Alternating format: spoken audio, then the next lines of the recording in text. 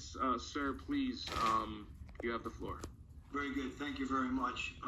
So as you know, my name is Jeff Calnan. I live in Winchester, and I'd like to thank the committee and Representative Day for the opportunity to speak in support of Bill H198, which is an act to promote unemployment for people with disabilities. I know that's a broad brush, but I'm going to speak to it in a little bit of detail here.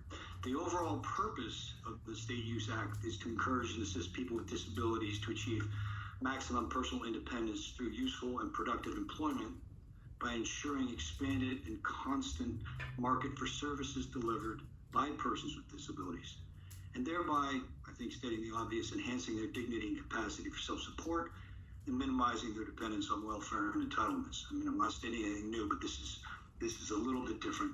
Some summary consideration points. I think, first of all, it's compelling to me, of course, that there are currently 24 states that have a state use law, and it's working very successfully. This is the third time this bill has come up in front of this committee. I missed the last one, unfortunately. But I'd like to state why this is different is that it's not segregated employment, and that's an important point.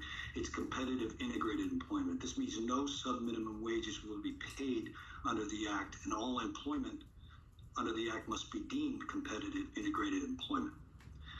Additionally, many state federal agencies, Source American and Ability One, have moved away from payment of sub-minimum wage by state vocational rehabilitation. And this is keeping with the Federal Workforce Innovation Opportunity Act. Unfortunately, I'm not versed on that, but it's another supporting data point.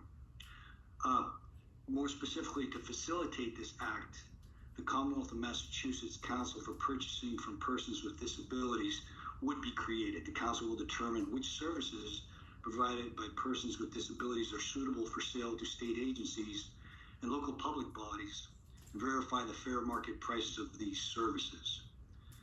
A qualified individual means a person with a disability who's a business owner or a business that is primarily owned and operated by persons with disabilities that employs at least 75% persons with disabilities in the provision of the direct labor. An example of this could be contact center services for people with physical disabilities. There are a lot of others. I know I only have 3 minutes, but in closing, I should say, I'd like to note that unlike the private sector, I think we all agree the Commonwealth has the ability and responsibility to serve all its citizens, where sometimes the labor market forces do not. This legislation will give preference to work for persons with disabilities through the buying power of the Commonwealth. These would be goods and services the Commonwealth would purchase anyway. It would be at a fair market price and would meet the contractual requirements, the specifics of the contract. So a competitive bid, if you will, right of first refusal. Additionally, it provides purpose and dignity for persons with disabilities. In other words, it does a great good and costs the taxpayers very little. In fact, may save taxpayers money by employing persons with disabilities who would become taxpayers too. So that's my proposal. Thank you very much for the time. So much, Mr. Calnan. We have 2 questions in the chat for you, sir. I have Chairman Michael Finn. Chairman Michael Finn. Thank you, Senator.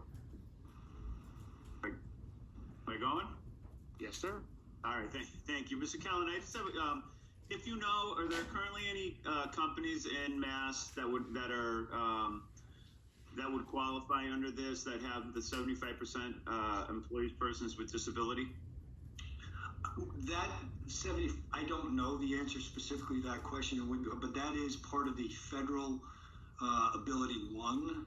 That is a requirement for companies doing federal contracts to have 75% of their employees that do have disabilities. But I don't know. I could certainly find out.